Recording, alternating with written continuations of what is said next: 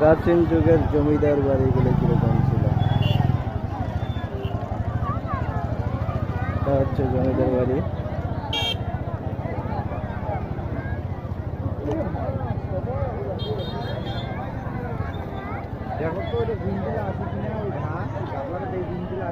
জমিদার বাড়ি পুষ্করণীঘাট।